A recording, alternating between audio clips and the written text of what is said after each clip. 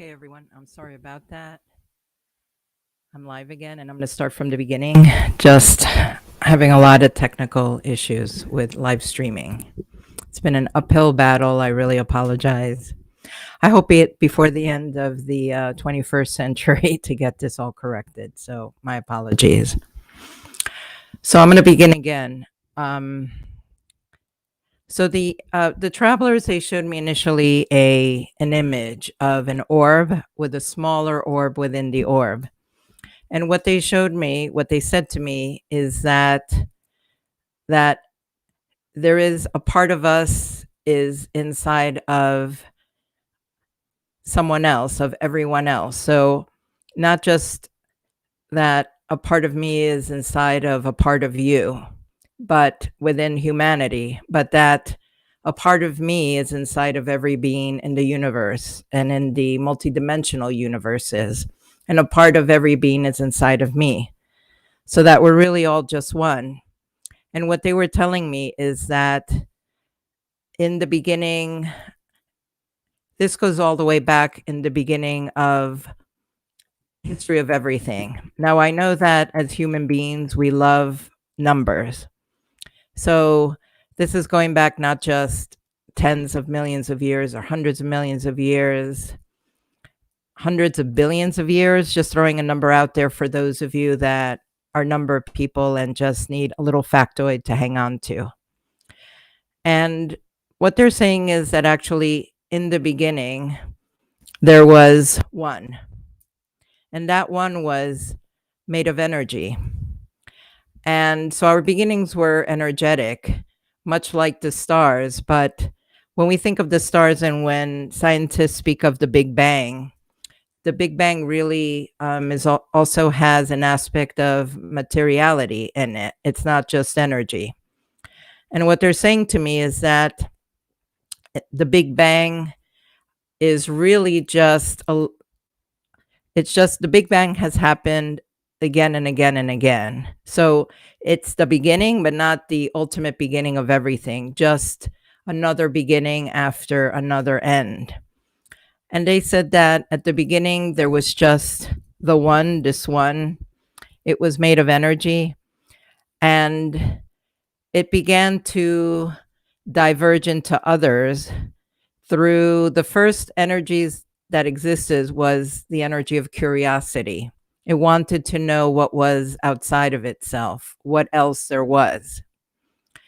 So this one began to be curious, and in doing so, in first exploring this direction, exploring that direction, it began to diverge into different aspects of itself. And these aspects, again, in curiosity, began to diverge into more aspects. So then you get the beginning of not just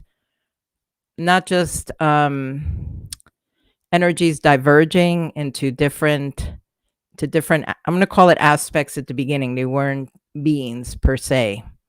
But that was what they're telling me is the beginning of materiality, physical form. And from there, each physical form began to diverge more and more and more until then, kind of like Play-Doh, you can make Play-Doh cars, and from the same Play-Doh, you can make Play-Doh people, and so on and so forth. So really, the initial energies of the universe were a joyous curiosity. And this joyous curiosity really is what we can also call creativity.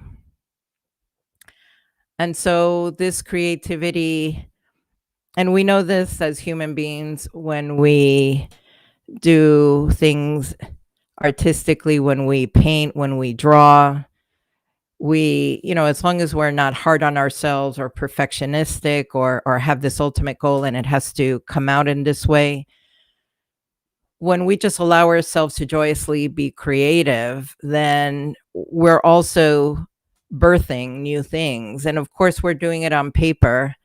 But again, what they're telling me is when we birth something new from this creative joy, we're sending a part of ourselves, we're sending it outside of ourselves out into the universe, and that will eventually create something else.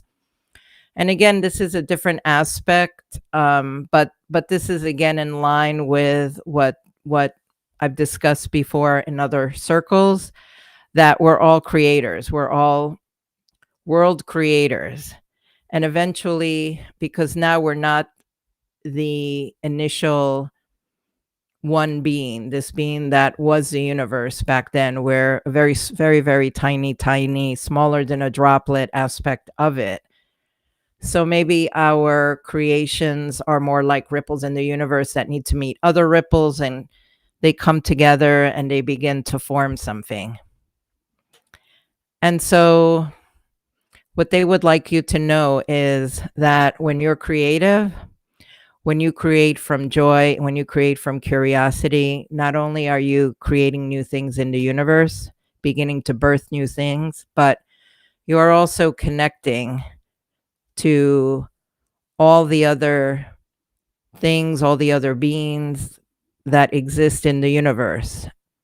And at times it is through this creative joy that we can make contact with another being, whether it be here on earth when we connect to nature.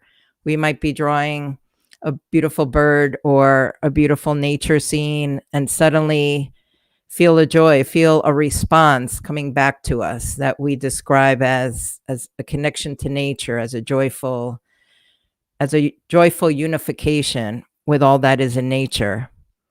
But at other times, we receive, again, this joyousness that we just think is welling up within ourselves, but is actually being added to our own joy by the connection with that other being that is also sending out a ripple, and that ripple of creativity is meeting yours. So in a sense, we are all God creators, in that sense that we all have something to offer in the creation of this universe. And they want us to know that this creation process belongs to everyone and is an innate part of everyone. And so when that first being began to diverge and curiously went out to explore, and then kept splitting into more aspects of itself and continued to explore, this being, this initial original being or energy, also didn't just create within the universal space that it was in, but also expanded the universe. So when we create, we're not just creating within the space that exists in our universe, but we're also expanding the original space. And so they're saying that everything that we create, there is room for, and everyone can be a creator.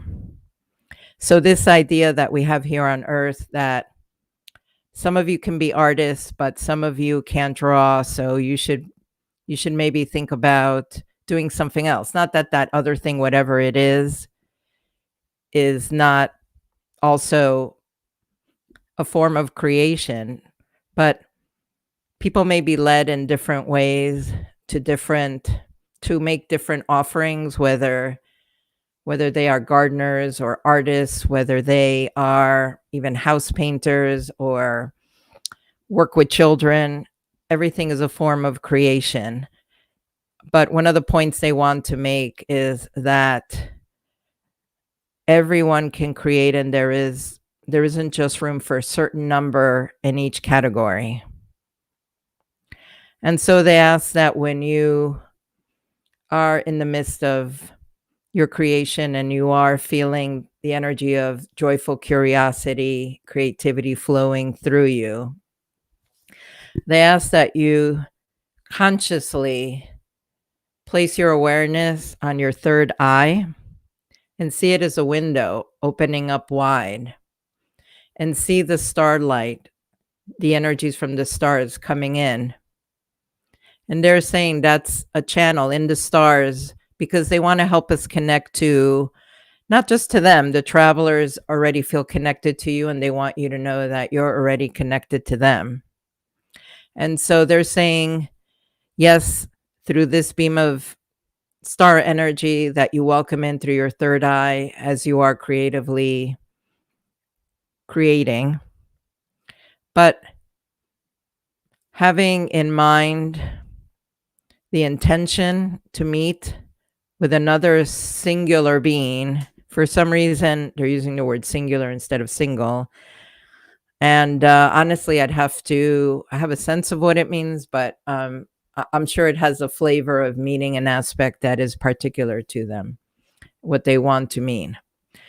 So you're going to find a singular being, kind of like two halves becoming a whole. They say in each lifetime, yes, we are connected to all, but in each lifetime, there are certain ones that play a bigger part in our lives. And so when creatively connecting, open your third eye. And they say to do this at night.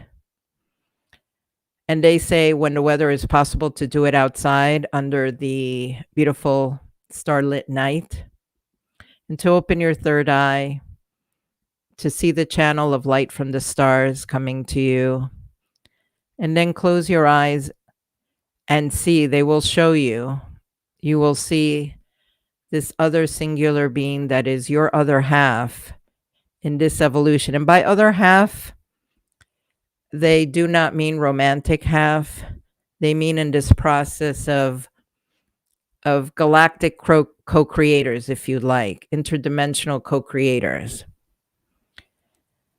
And wherever they are connecting with you from, they could be in this universe, in this dimension, it could be from another one, it could be a parallel earth, but from wherever they are, imagine if we all are consciously doing this, then we're creating these cords of connection, these strings that go back and forth between different humans and different beings in the universe, in creating this beautiful entanglement and bringing us closer together, and yet at the same time creating and expanding the universe even more to include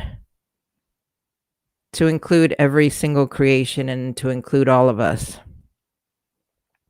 And this is another aspect of their message, and they are not the only ones saying this, is that there is more than enough for all, that abundance is limitless.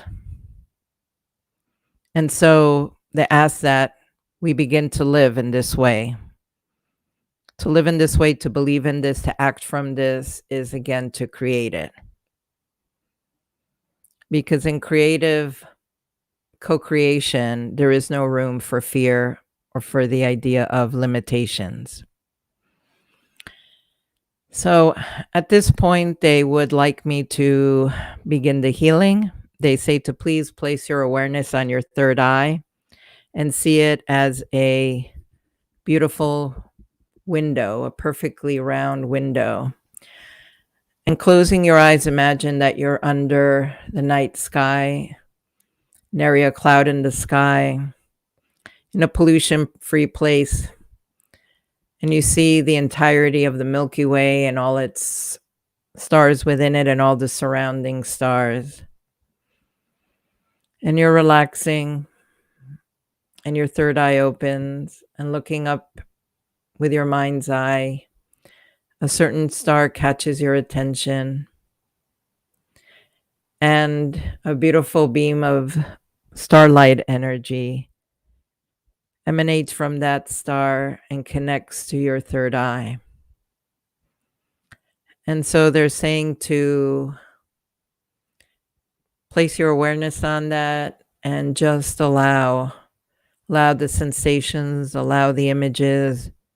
By the time the healing is over, you may have made an initial contact with that being. And they're saying for some of you, that being may be of humanoid forms. For others of you, it may be more of a formless form or even a gaseous form. They're saying that there are beings that exist out there, and they are of gas matter, they are of plasma, they may be humanoid, They may even be made of the metal elements of what we would consider metal elements.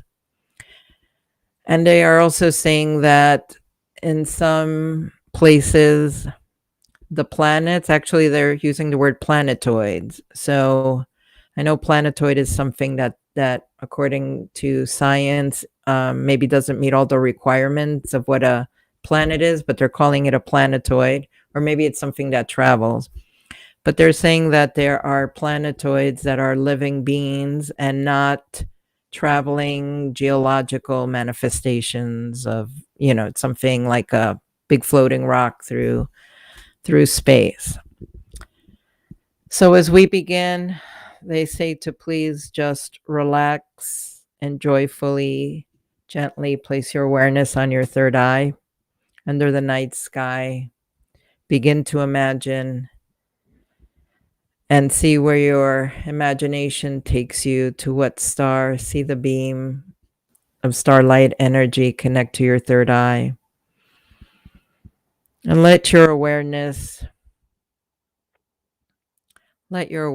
just go where it needs to go. If there are sensations arising in your body, if there are mental, emotional energies running through, if you're visualizing or you're beginning to hear within your mind, but some connection will be made tonight. And so we begin.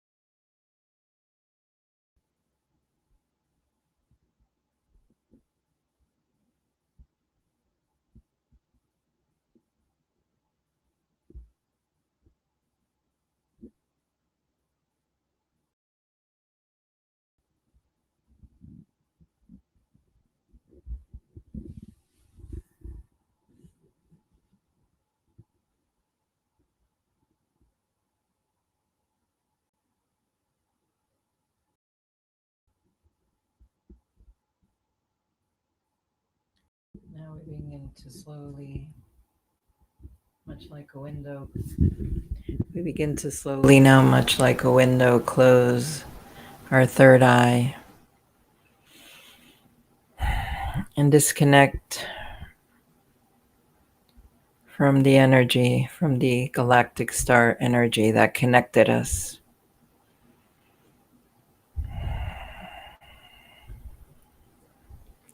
Slowly coming back fully into our bodies, opening our eyes.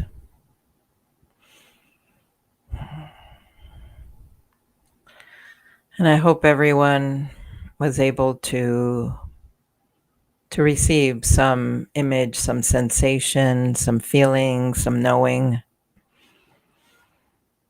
But we all were definitely bathed in our own starlight energy.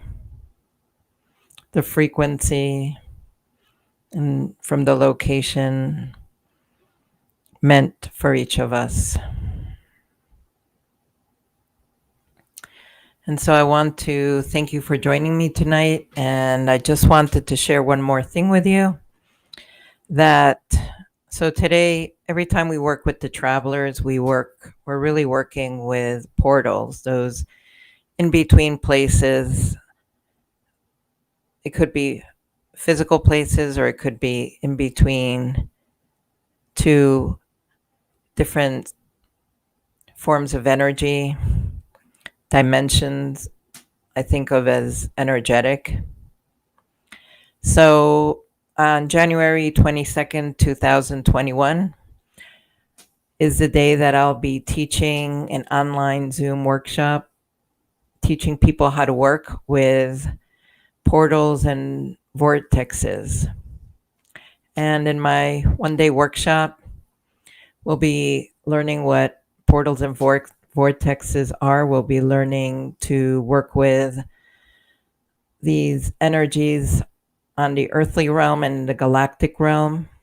I'll be teaching people how to map the portals and vortexes around us and how to work with them in order to heal, in order to learn, in order to connect, in order to raise our energy so we can connect further, we can grow our full spiritual potential, and also connect to others in this wide universe.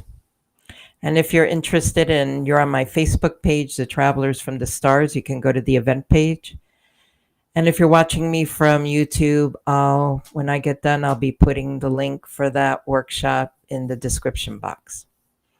So thank you again for joining me. And God bless your tenacity and patience. I'm truly grateful.